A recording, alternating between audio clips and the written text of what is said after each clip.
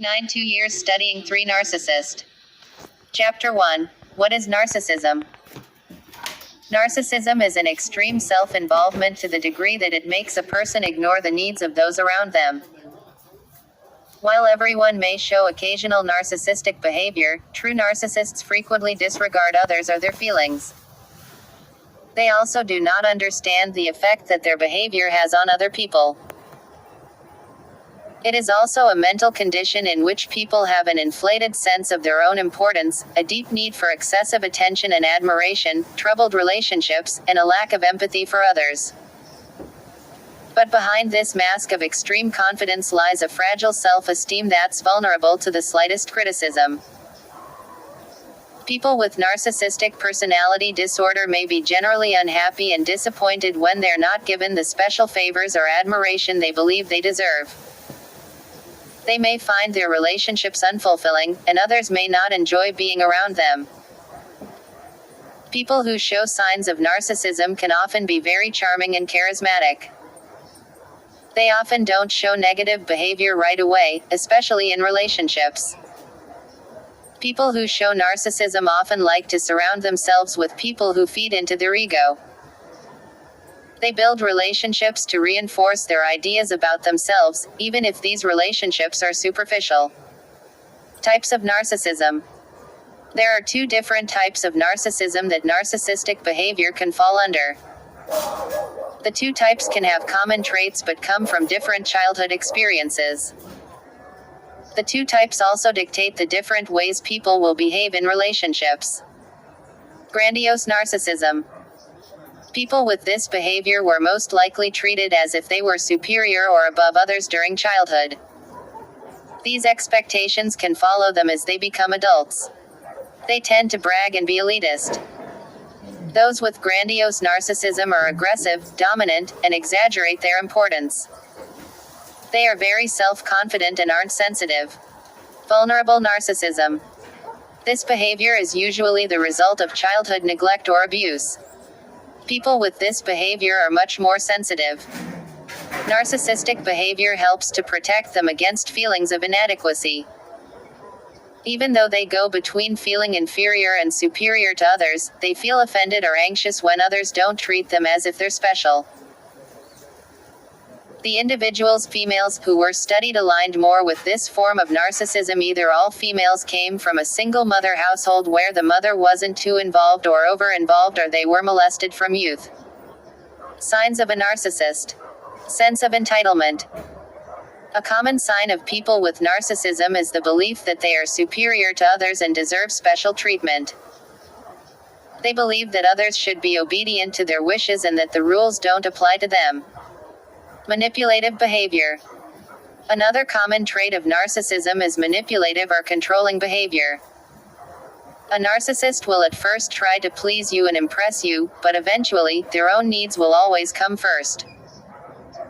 When relating to other people, narcissists will try to keep people at a certain distance in order to maintain control. They may even exploit others to gain something for themselves. Need for admiration. One of the most common signs of a narcissist is a constant need for praise or admiration.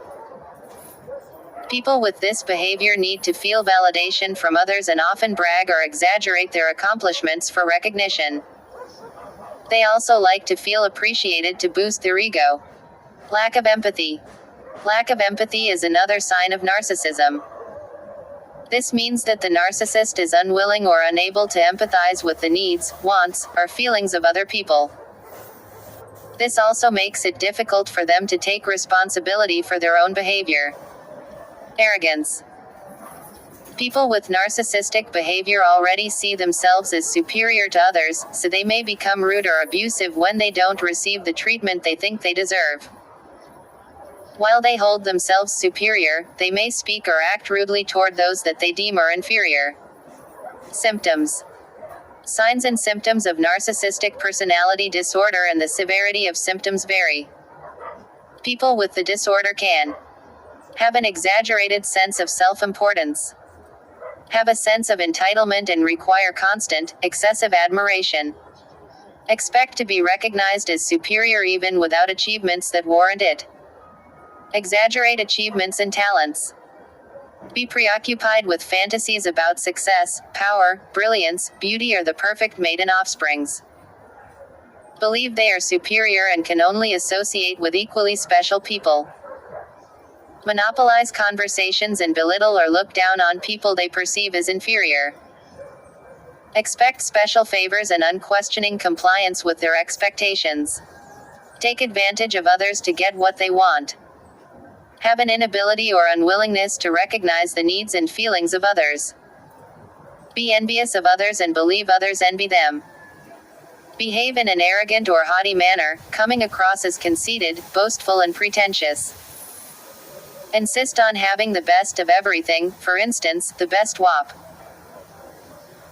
At the same time, people with narcissistic personality disorder have trouble handling anything they perceive as criticism, and they can become impatient or angry when they don't receive special treatment. Have significant interpersonal problems and easily feel slighted. React with rage or contempt and try to belittle the other person to make themselves appear superior. Have difficulty regulating emotions and behavior. Experience major problems dealing with stress and adapting to change. Feel depressed and moody because they fall short of perfection. Have secret feelings of insecurity, shame, vulnerability, and humiliation. Become impatient or angry when they don't receive special treatment. Causes. Narcissistic personality disorder may be linked to environment, neglect in parent-child relationships with either excessive adoration or excessive criticism that is poorly attuned to the child's experience, for example having two daughters with different fathers where the mother treats one more superior to the other. This may be unconscious by the mother, however the children pick up on this and may now look for reasons for this kind of treatment. One such instance is skin color. Among black people, colorism is a serious issue. The lighter the skin tone, the more special the black person is treated, which may have an adverse effect on children growing up in these sort of environments in which they idolize lighter skin tone and may have a sense of self-hate for their own natural beauty. Genetics, inherited characteristics from parents. Neurobiology, the connection between the brain and behavior and thinking. Risk factors. Narcissistic personality disorder in the past had affected more males than females, and it often begins in the teens or early adulthood. However, due to the increased exposure that the social media age has brought about, more females are developing into narcissist by the boast and validation they receive online in comparison to their real life. They walk around with an overinflated ego which is boasted by men with no self-control that only want their bodies. They learn this dynamic at a young age and figure out ways to manipulate weak men. However, this also leads to a sense of loneliness and an internal void caused by knowing that most people around them see their self-worth in only sexual pursuit. Keep in mind that, although some children may show traits of narcissism, this may simply be typical for their age and doesn't mean that they will go on to develop narcissistic personality disorder, NPD. Complications. Complications of narcissistic personality disorder, and other conditions that can occur along with it, can include relationship difficulties, problems at work or school, depression and anxiety, physical health problems, drug or alcohol misuse, suicidal thoughts or behavior, dealing with narcissism. Those with high levels of narcissism or NPD may learn how to recognize their behavior with the right treatment. This can help to improve their lives and the lives of those around them. Historically, narcissists do not seek help since it doesn't fit the self-image they have of themselves. They may need the encouragement of a loved one to help them seek out professional help. If you recognize that you're in a relationship with a narcissist, you can change your dynamic in the relationship and challenge your partner to alter how they view you and your relationship. It is possible to change the way your partner looks at you and to help mitigate some of the effects of narcissistic behavior. If you recognize narcissism in yourself, you can begin to change your self-esteem to self-compassion. This means treating yourself with kindness instead of comparing yourself to others. You can stop trying to evaluate yourself against others, which can lower your need for praise and recognition. How does a narcissistic partner negatively impact a relationship? Narcissistic relationships tend to be very challenging. Narcissistic partners usually have difficulty really loving someone else, because they don't truly love themselves. They are so focused on themselves that they cannot really see their partner as a separate person. They tend to only see the partner in terms of how they fill their needs, or fail to fill their needs. Their mates and children are only valued in terms of their ability to meet these needs. Such needs include emotional, financial, and sexual. If a narcissist's needs aren't met, they will discard their partners immediately when a new supply has been found. Narcissistic partners often lack the ability to have empathy with their partner's feelings. This lack of empathy leads to a lot of hard feelings. Yet many people are drawn to narcissistic relationships. Narcissistic partners can be very captivating, especially at the beginning. They tend to have an alluring personality. They can make you feel that you too must be great for them to choose you. However, in time, they can be too controlling in relationships. They may seek control over your personal devices and positions, what you do with your time, and who you allow in your life. They may feel jealous or easily hurt by minor slights against their ideals. When narcissistic injuries occur, emotional, they often lash out and can be cutthroat. Their reactions are dramatic and attention-seeking. In general, narcissism is associated with behaving in such a way that one is perceived as more likable initially, but this gradually diminishes with time and increased exposure to the individual. This is why many people, who have been in a long-term narcissistic relationships, describe it as a passionate and exciting honeymoon period in the beginning and then a sharp decline as the self-centered behaviors increase. Narcissists are prone to falling madly in love with someone instantly and are very quick to commit. However, this initial love and commitment is not easily sustainable owing to the personality of the narcissist. If the high cannot be met, the narcissist will find a new supply. When you are in a narcissistic relationship, you may feel very lonely. You might feel like you are just an accessory and your needs and wants are unimportant. Narcissistic partners act as if they are always right, that they know better, and that their partner is wrong or incompetent. This often leaves the other person in the relationship either angry, confused, and trying to defend themselves, and their actions are identifying with a negative self-image and feeling badly about themselves. What are some things a person can do to deal with a narcissistic partner? If you find yourself in a narcissistic relationship, you can first recognize what you have chosen and reflect on the unconscious motives that might have led you to choose such a partner. Did you have a self-centered parent? Are you more comfortable with your partner being in control, so you can then take the more passive role? Do you have a savior complex where you believe you can change this person? Many people who fall in love with narcissists have issues around codependency. They will put up with a certain amount of abuse because they don't feel confident enough in themselves to set boundaries or be on their own. Understanding your role in the narcissistic relationship is important. You can then start to challenge yourself to change your half of the dynamic. This will, in turn, challenge your partner to change their style of relating to you. You can recognize the fragility of your partner's self-esteem and have compassion for the fact that her inflated sense of self, superiority, and grandiosity is a cover-up for the flip side of self-hate and feelings of inadequacy. You can also develop your own self-confidence and self-worth by learning to practice self-compassion. Don't be a victim. In all encounters, act equal, and treat your partner as an equal. Narcissists hate being out of control. Being in control feeds their sense of self-worth and ego.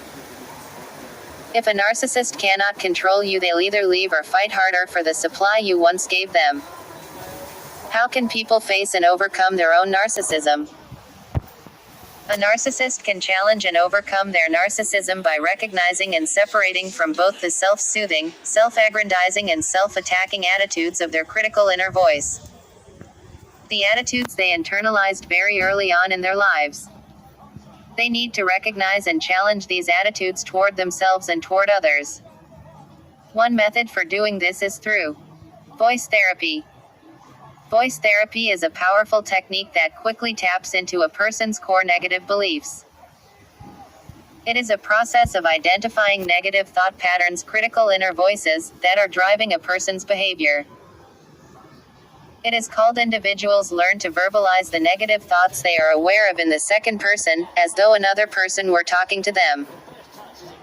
Shifting to this second person format brings to the surface the emotional content of these negative thoughts. This also helps clients to separate their own point of view from the hostile point of view toward themselves. It allows them to take their own side and identify the sources of these destructive cognitions, which comes from traumatic attachment experiences. The principal technique of voice therapy involves an individual's verbalization of their negative thoughts as though another person were addressing them. For example, "You're stupid. You're a failure," instead of, "I think I'm stupid. I feel like a failure." This methodology is important for two reasons. One, this is the form in which most people think critically about themselves or experience negative internal dialogue. Two, this technique usually brings out considerable effect, leading to meaningful emotional and intellectual insight. Narcissists further need to differentiate from negative traits of their parents or early caretakers that they are still acting out in their current lives. These traits might include superior attitudes or condescending behaviors. They also need to give up the adaptations they made to the ways their own parents neglected them or were emotionally hungry toward them. These adaptations may have once been their survival mechanisms, but they now manage to push others away and sabotage personal lives and goals. Narcissists also need to break patterns of being self-centered or withholding. They must fight the tendency to always compare themselves to others and the need to be the best, or perfect, all the time. Another way to cure narcissism is to foster self-compassion rather than self-esteem. The difference between self-esteem and self-compassion is that self-esteem centers on evaluating yourself in relation to others and emphasizes a need to be special, while self-compassion focuses on treating oneself with kindness, recognizing one's shared humanity, and being mindful when considering negative aspects of oneself. Studies have found that self-esteem leads to higher levels of narcissism, but self-compassion does not. Self-compassion actually combats narcissism because it includes the idea of a shared humanity with all other human beings, which leads to more compassion for others. Self-compassion also fosters real self-awareness, a trait many narcissists lack, as it promotes mindfulness of our faults, which is the first step to changing negative traits in yourself. For there to be any hope of recovering a good relationship from a narcissistic relationship, the narcissist must overcome their self-centered and negative traits. They need to challenge their self-feeding habits and pseudo-independent stance. They need to focus on developing their capacity for empathy and respect of others. Lastly, they need to develop transcendent goals, to care about and invest in others' well-being. Being generous and giving to others are examples of behaviors that would be corrective, building real self-esteem and practicing focusing outside of oneself. Chapter 2. Narcissistic Gaslighting. What is narcissistic gaslighting? Gaslighting. Has someone said something to you that stopped you in your tracks and made you question your own sanity? Did it make you doubt your own memories and your perception of reality? Chances are you have been the victim of gaslighting. Basically, they lie to you accusing you of doing something that you know you didn't do, or the events you're recollecting are inaccurate. Gaslighting is a form of psychological, emotional abuse where the abuser manipulates situations repeatedly to trick the victim into doubting her own memory, perception and sanity. Gaslighting is a form of mind control, leaving victims afraid to trust their own experience and memories of a situation. There is an old 1940s movie called Gaslighting, you can find on Netflix or Amazon Prime. It's old with creepy music, but the idea is that the husband hides things and then accuses the wife of losing them. She knows she didn't touch them, but then she looks, and they are gone. Other things they might do is argue that you said something or did something that you know you didn't do. They are relentless, and you start to get confused. What to look for? Do you feel confused or belittled? Is your intuition telling you something is off? You might start to have trouble making decisions or distrust yourself. Do you feel like you lost yourself or don't know the person you used to be? Gaslighting doesn't usually start all at once. Like most of their devaluing and discarding behaviors, gaslighting starts slowly. I often use the story of a frog that gets dropped in boiling water knows he is being boiled, but a frog that starts in cool water and the temperature is slowly turned up never knows he is being boiled. They start with a little lie mixed with a spoonful of truth because it's more believable that way and will confuse the person. They continue to repeat the lie, brainwashing the victim slowly, like the frog. If you dare question the truth, it gets thrown back at you and you are accused of having a bad memory. You are told you are delusional. Be careful with this one. In the gaslighting movie, the husband then showed genuine concern for her, which confused her even more. Common things you might hear. You thought that last time and you were wrong, don't you remember? Where did you get an idea like that from? That never happened, you're delusional.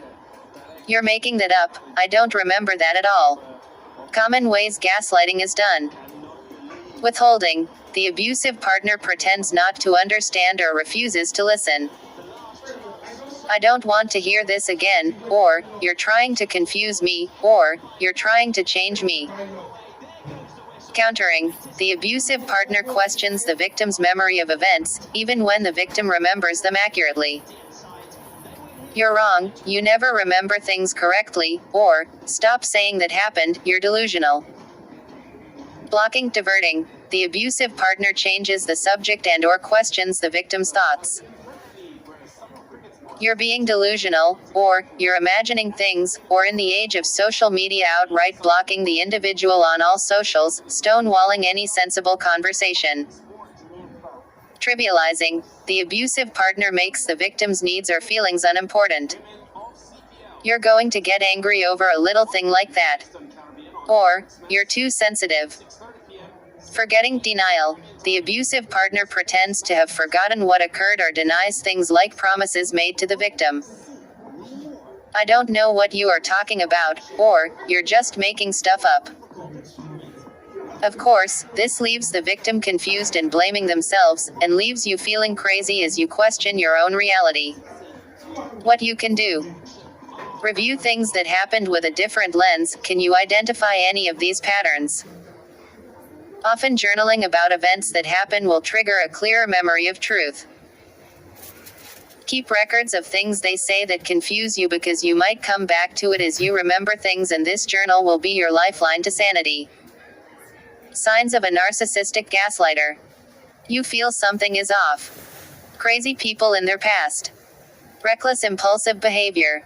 No regard for rules. Patterns of instability. No accountability. Behavior never changes. Fragmented relationships. Chapter 3. Love bombing. Love bombing. Were you, swept you off your feet, with superhero speed. What you feel. Narcissist abuse actually starts with this stage or red flag. Love bombing, as it is called, is a narcissist way of telling you how perfect you are, how they have never met anyone like you, you are perfect in every way, that no one has ever made them feel this way, or I haven't had this much fun in a long time, you like the same things, you believe in the same things, your values are exactly the same as theirs. Could you have met your soulmate? If you envision a checklist, this is the first check of many, as she is really checking how gullible you are. But it seems so real. They wine and dine you, they want to spend every moment with you. Texting you more than you have ever had anyone text you. They are in an elevator and they missed you. They might buy small gifts to show you they were thinking of you. They will get better, love better, they will deeply care about your past, your story. On social media they friend you, they start to like everything, comment and gush over everything you do. You get overwhelmed by the sunshine and flowers of this perfect person.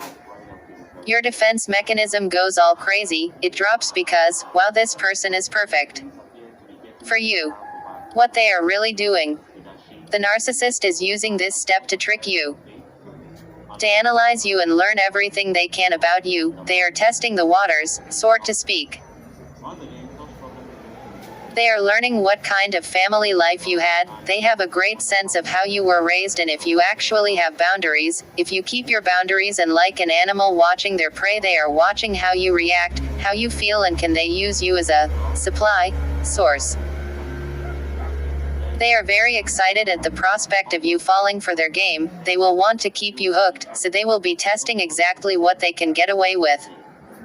How low can they set the bar? They are prepared to turn on the charm, love bomb you with texts and love. They will act like it's real, until they hook you. Rushing intimacy is a tool a narcissist uses at the beginning of a relationship to sweep you off your feet, to literally get you out of an emotional balance. Narcissists pretend to fall in love with you quickly, they ask deep thoughtful questions, they tell you they have never loved anyone as they love you, you are perfect in their eyes. Later you look back at how there were so many of the same interests. They loved everything you loved. They wined and dined you, they couldn't get enough of you. They really showed you they cared about you. More than likely it was the most romantic relationship you have ever had. It was easy to believe them. If a narcissist deems a target worthy of sexual exploit, they will speed up this process, rushing it. As the target you need to set boundaries, and now that what a narcissist wants is your investment into them, don't supply it. This will eventually strip the mask the narcissist is wearing. The narcissist speeds and rushes relationships to confuse victims and not give them a chance to process what is happening and how they really feel. Narcissists use the relationship tactic of soulmate scam. They turn the charm on, the narcissist comes on strong, tries to sweep you off your feet. It seems like a miracle. She seems to have the same interests, goals, philosophies, tastes, and habits. She admires you, your looks, your ambitions, and your dreams. No one has ever been so perfect for him, and with predictable speed, the narcissist wants to start a life with you, now. She appears to be a good person. She appears helpful, comforting, enlightened, and so sensitive. You never question her integrity, there is not enough time or healthy distance to do this. Instead, you agree, you are soulmates. You may figure it out quickly or it may take decades, but one day you will find your dream has become your nightmare. The best thing a narcissist can give you is time to reflect on what happened. A narcissist thinks blocking you is a punishment, but this is your lifeline. Separate yourself and reflect. The narcissist will be back, continue playing your role, but use your newfound information to see what they truly are, so you can see the creature in front of you. Love bombing is another manipulative weapon in the arsenal of the narcissist. This literally bombs their target, you, with compliments, texts, phone calls, flowers, gifts, selfie sending, I miss you, texts even if it's only been a few hours. They gobble up your time, methodically isolating you from your friends as they are convincing you to spend more and more time with them. A narcissist will compare you to the others in her past and tell you how different you are, how perfect you are for them, how they wished they had met you a long time ago, how they wished you could have saved them or be their first sexual partner.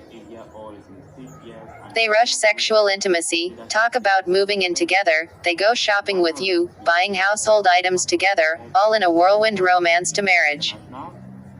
Something else about the soulmate scam, when she quickly declares you her soulmate. For some reason, you don't find it creepy. On the first few dates, you do most of the talking and they just can't believe how perfect you are for them. She will tell you how much the two of you have in common. You will be compared to everyone else in their life. Ex-lovers, friends, family members, and your eventual replacement. When idealizing, they make you feel special by telling you how much better you are than these people.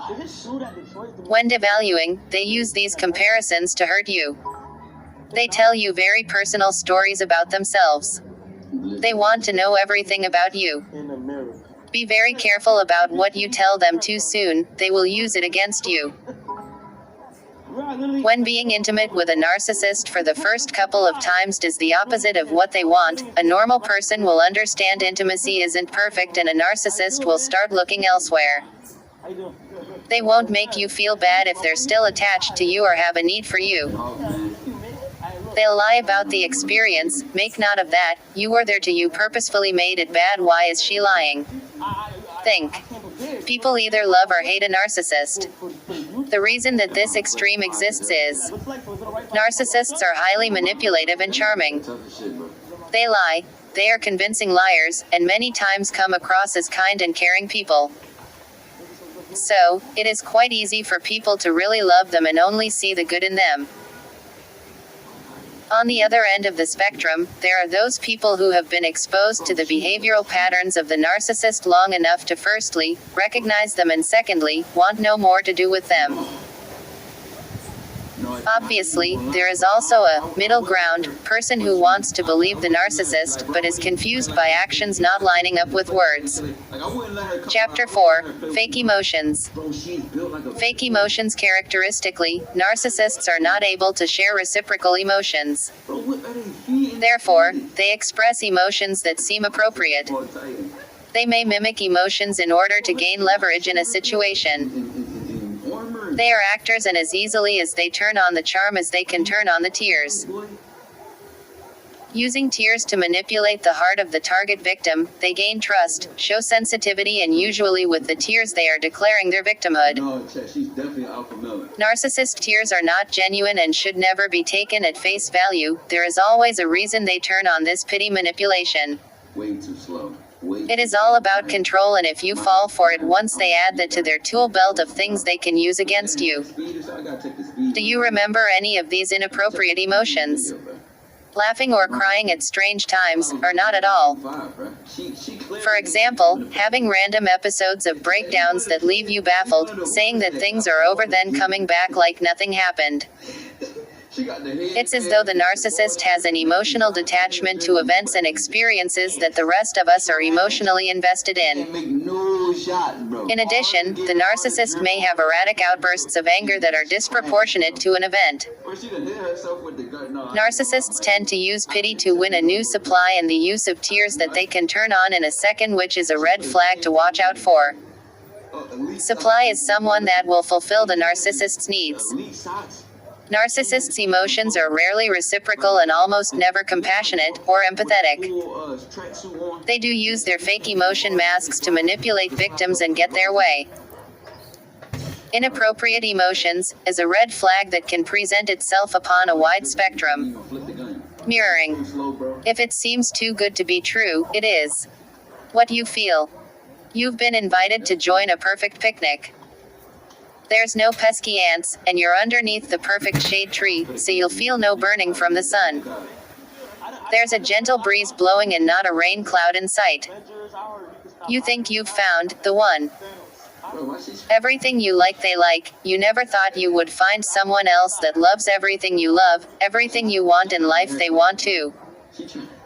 You will feel safe and assured in sharing, and you end up letting your guard down. They share so many intimate things with you too, making it a very safe, trusting space.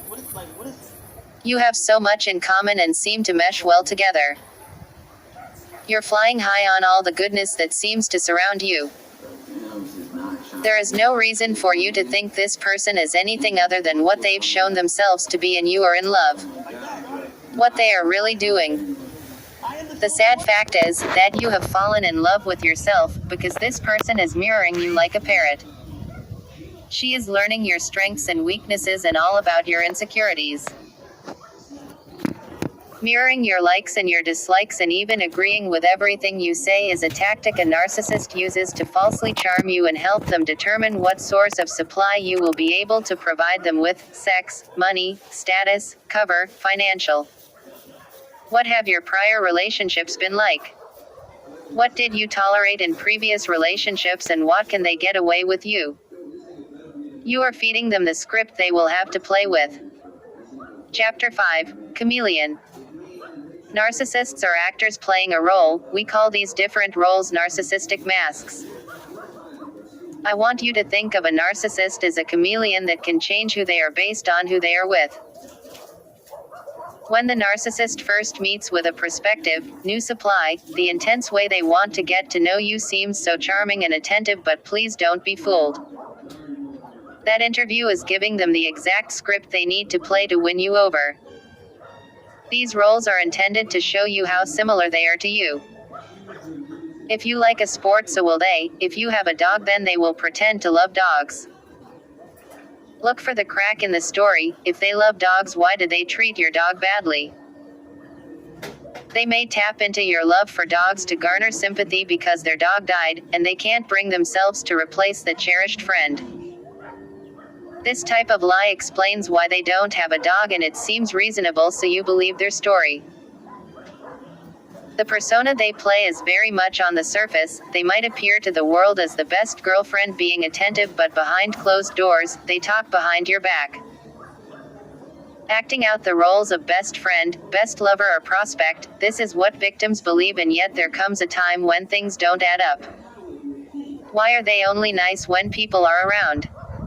Like that chameleon, they can change these masks with different people. In different groups, they pretend to be exactly what that group is looking for to fit in. Keep a watchful eye on these different acts as they eventually reveal the truth, because it becomes too much work to maintain. Look back on your time with them. Did you see them morph into a seemingly different person? Chapter 6, Vulnerability. Narcissists play on your vulnerabilities, fears, and compassion by using guilt and pity ploys. They gain your trust by making you believe they loved you. Their ploys may include threats to end the relationship, ignoring you, giving you the cold shoulder, or some other form of punishment. Narcissists generally find it easy to guilt you into getting what they want because of your kind, empathic, or eager to please nature. When you don't, you are accused of not loving them. If you loved me, you would. After listening for almost 3 years to the stories my students tell me about people who have taken advantage of their lives, when I am asked, who do I trust? The answer I give usually surprises them. They naturally expect that I will describe some sinister-sounding detail of behavior or snippet of body language or threatening use of language that is the subtle giveaway. Instead, I tell them that this isn't always the case, for none of these things are a reliable indicator of manipulation. Rather, the best clue, of all things, is the ploy to evoke pity out of you. The most reliable sign, the most universal behavior of unscrupulous people is not direct, as one might imagine, nor is it as sinister. It is, perversely, the misuse of our empathy, our ability to feel and connect, and appeal to our sympathy, the darkest form of manipulation by a human being. More than admiration, more than fear, pity from good people is an insatiable drug for a narcissist in their pursuit for control.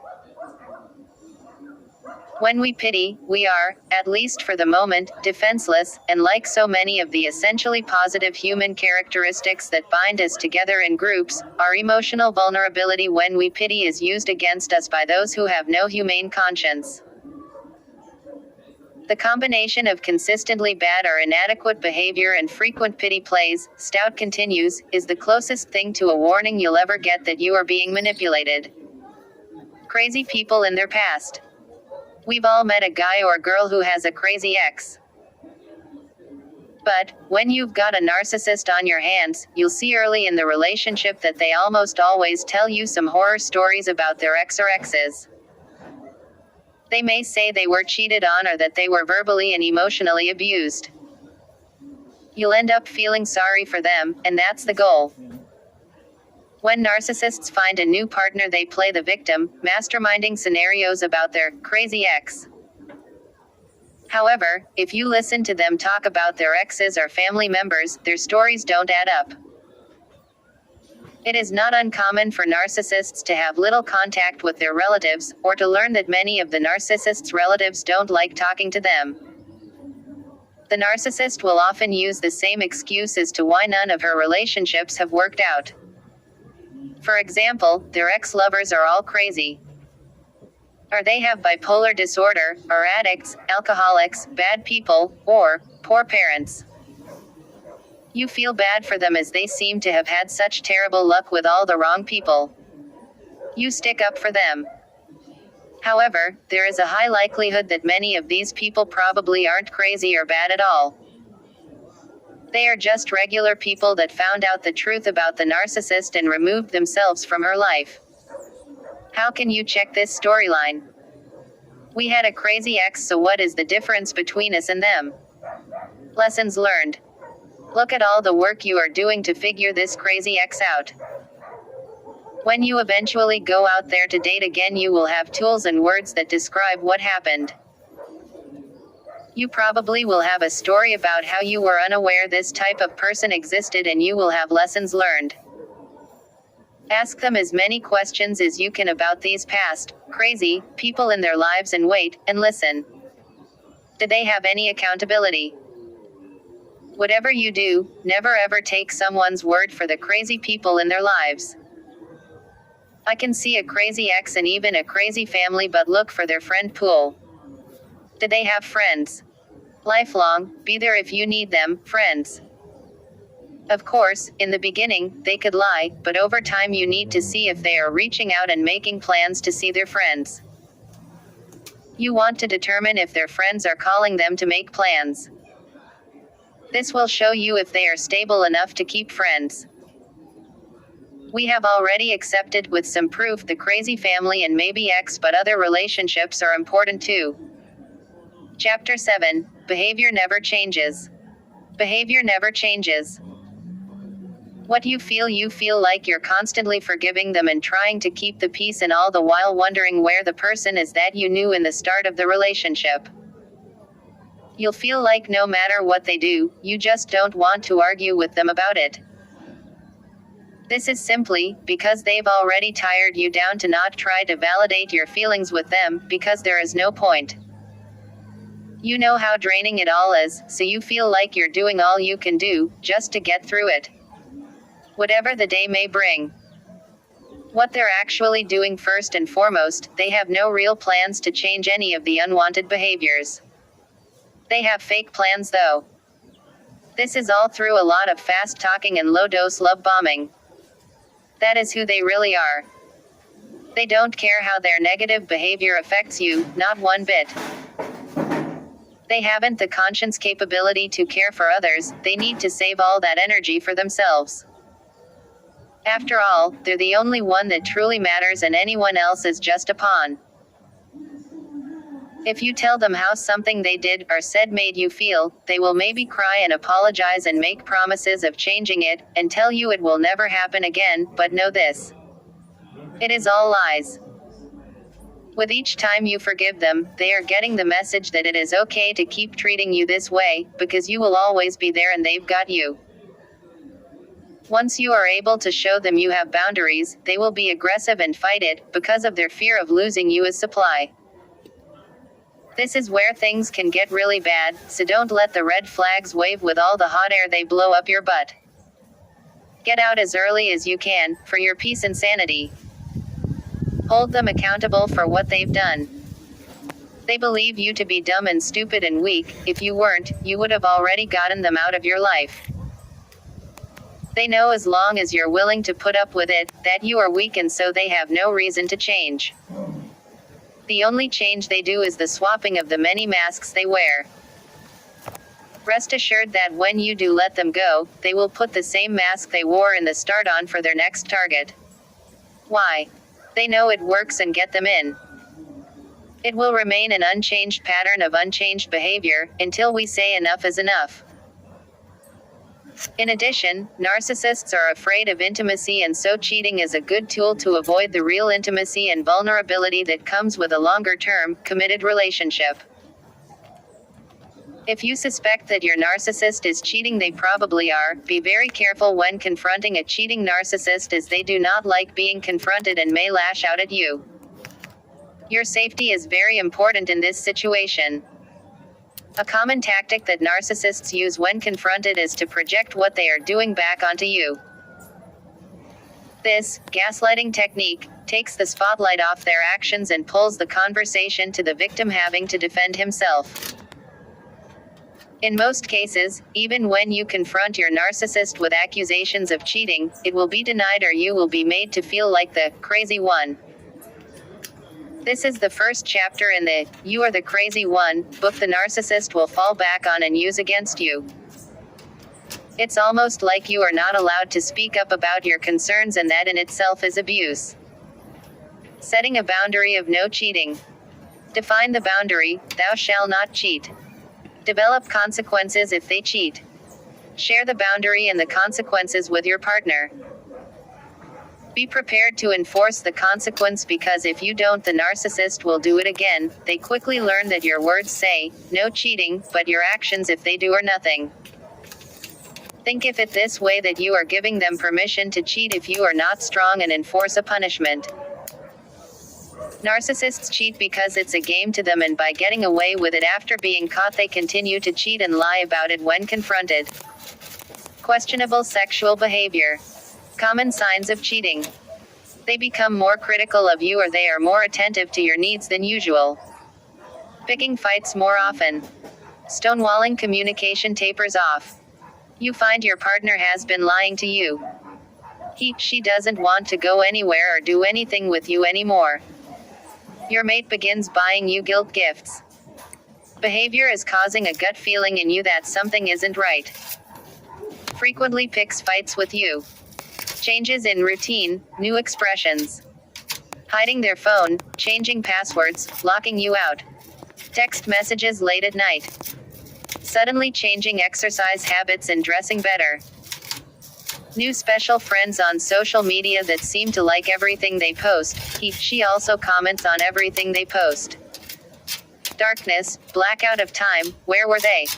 Chapter 7, Hovering. What is hovering? The act of hoovering is named after the hover vacuum and its power to suck everything up.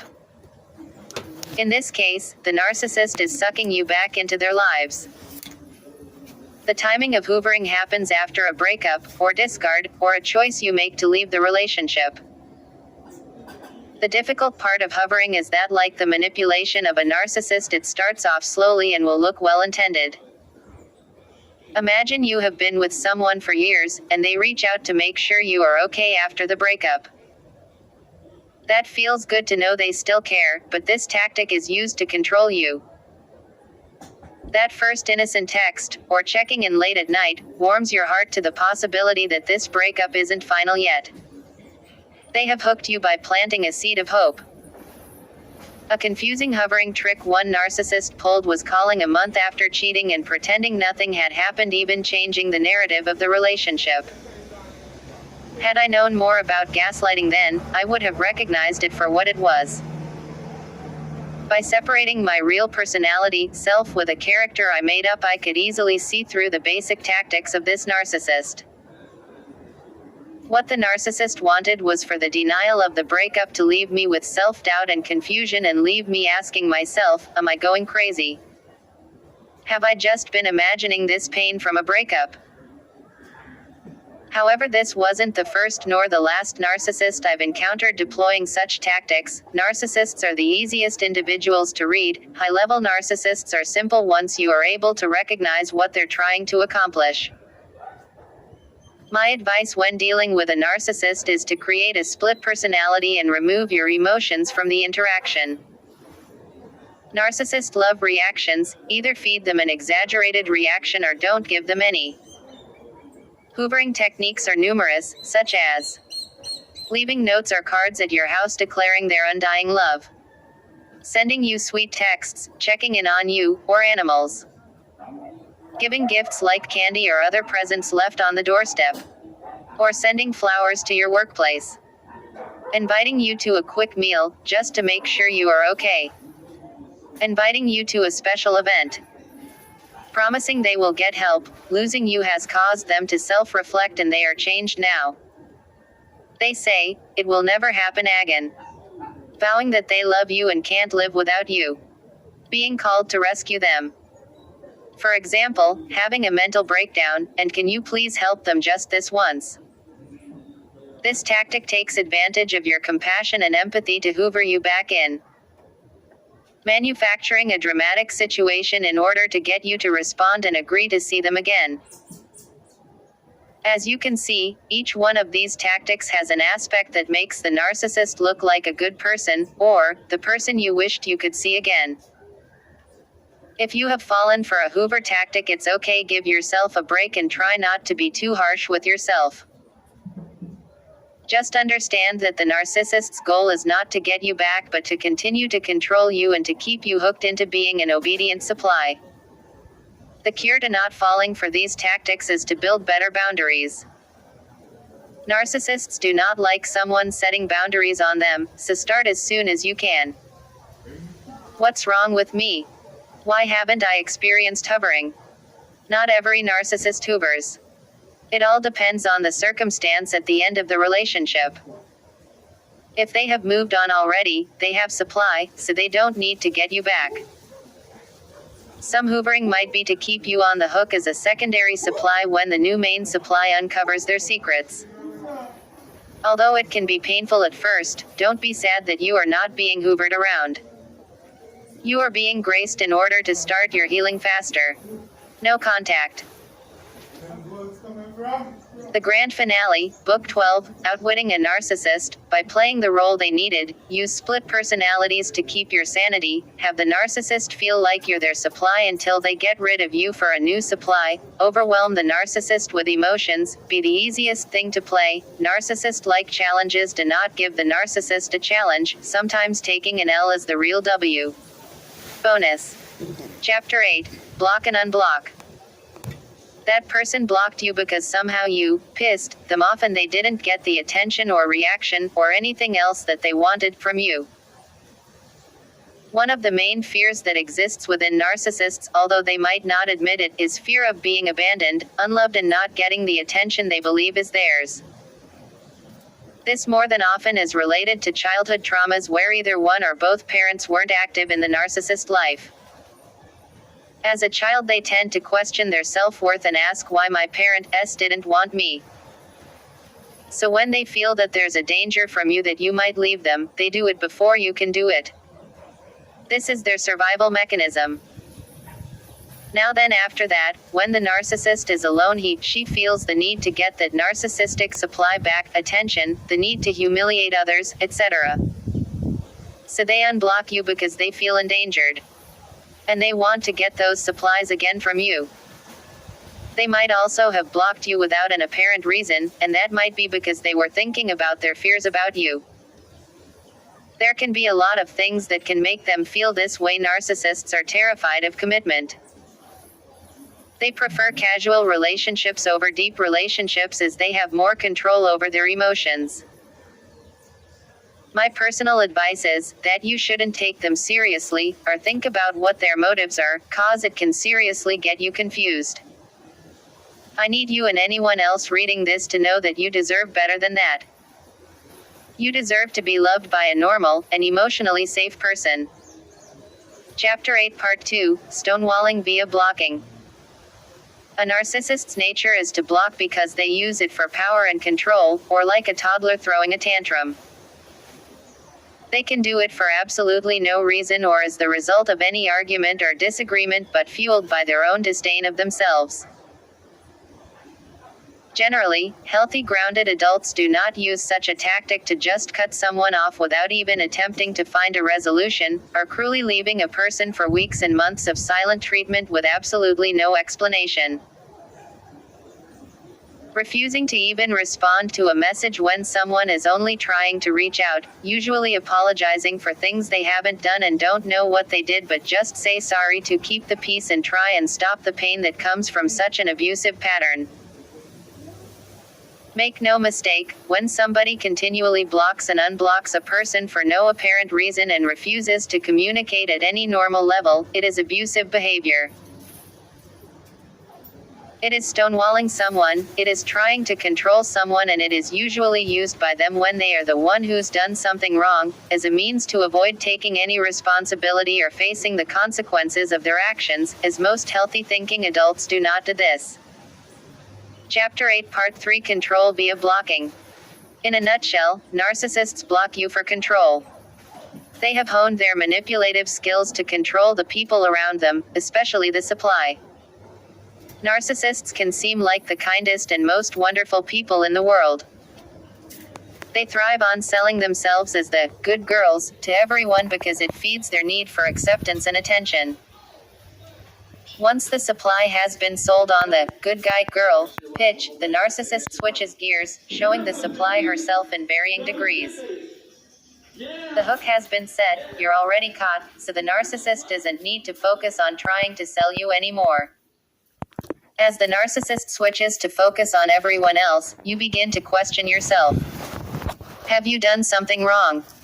Why is the person you care for behaving differently? If you have a stronger personality, you try to talk about the issues, asking questions and trying to work things out. To your surprise and dismay, the narcissist blames and shames you, feeding your self-doubt and giving you no way to fix the situation. While you drown in doubt and hurt, the narcissist is increasingly reassured that she has the upper hand. Don't expect this to improve. The harder you try to get closer to the narcissist, the more the narcissist will push you away. Worse, the narcissist will shut you out or block you, while engaging in a full social life with everyone else, particularly online friends. People on the outside are easily fooled, and the narcissist will happily blame and throw you under the bus to secure sympathy and support from outsiders. Being on the inside, as much as one can with a narcissist, is not a benefit or privilege. It is a roller coaster disguised as a relationship. Once you buy the package and start stripping off the trimming, you see the flaws that the narcissist is hiding. Outsiders don't get the inside view of how selfish, cruel, cold and abusive a narcissist can be. If you try to shine a light on these flaws, especially to others, expect swift and painful retribution. Very few people will understand your perspective or believe what you say. They aren't privy to anything but the good guy girl, and will therefore see you as the nasty and vindictive person the narcissist described you to be. Narcissists are often so good at their game that your own friends and family may not believe you. They don't see the puppet master pulling their strings. Best advice: if the narcissist blocks you, take that as your chance at freedom and run. If she gives chase, don't be fooled, run faster. If you can't run, build up your armor of self-love and ground yourself in reality. Find outlets to bring personal joy into your life, things that are not dependent, contingent on, or can be ruined by the narcissist. Find purpose in your own life and ride the tide as best you can, but please talk to a therapist or someone trustworthy so you aren't alone to deal with it all. You matter, and there are people who will help you remember that. Revised version. Final element. Chavez Walters.